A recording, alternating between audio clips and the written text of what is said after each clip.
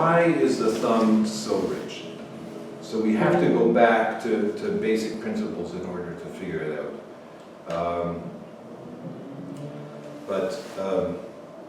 The thumb grasps. If I did not have an opposable thumb, if my thumb could not oppose itself to the fingers, then I would have to pick up things like this. And that's how monkeys pick things up. They call it's adduction, bringing the thumb to the hand. Abduction, taking the thumb away from the hand. Flexing the thumb. You can try these now. Try that movement. This is actually not a bad movement. And Kemal, he taught me at one point to play scales like this. Put the thumb here and then play. He said, you can go very far with playing that. And he said, I could actually, and by the way, when you do this, do you notice this bulging muscle here? Can you do this so that the muscle bulges up? Yeah. This is called the first dorsal interosseous. It's one of the most important muscles in piano playing. This muscle does about 6 different things. It flexes the finger, the second finger. Sometimes the same muscle can extend the finger. It can pull it the other way. It pulls the second finger to the inside. It stabilizes it flexes the thumb, or it actually flexes the thumb. It stabilizes the thumb when the other fingers are playing.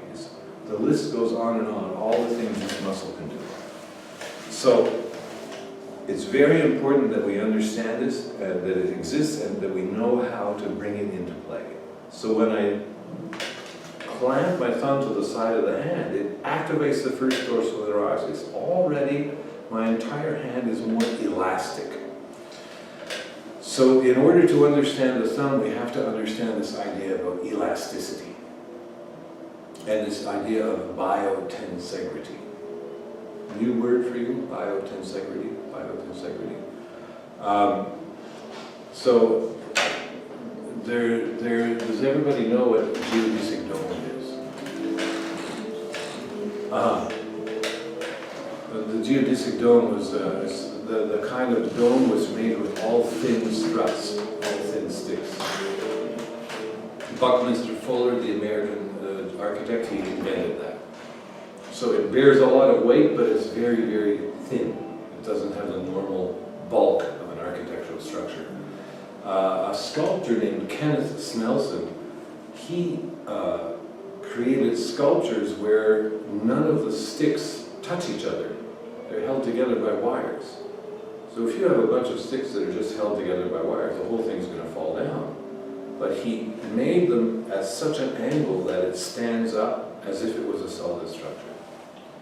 Buckminster Fuller saw these and said, oh, that's a tensegrity structure. It has tensile strength, elastic stretching strength, and it has integrity. A doctor named Stephen Levin saw this and said, that's the model for the human body. Because the model of the human body is like a skyscraper, at the spine is a bunch of bricks stacked up on top of each other. He's always found that that's incredibly static, and it doesn't reflect the elegance and the sophistication of human movement. You know, if a skyscraper, if you pull this foundation of a skyscraper out from under it, the skyscraper will fall over. But if you pull the foundation out from a spine, it will respond. It can move in any number of ways to adapt to the ever-changing conditions of gravity and the relationship of the body to gravity. So this biotensegrity, sticks or elements, solid elements held together by connective tissue, well, that's what the bones are. None of the bones in our body touch. If you look at moving x-rays online, you can see x-rays of a hand moving or of a jaw moving, and you will always see space between the bones. Now there's synovial fluid, and we always thought that, the bone can't touch because the synovial fluid is stopping it from touching. But the connective tissue also holds the bones apart, as in a tensegrity structure.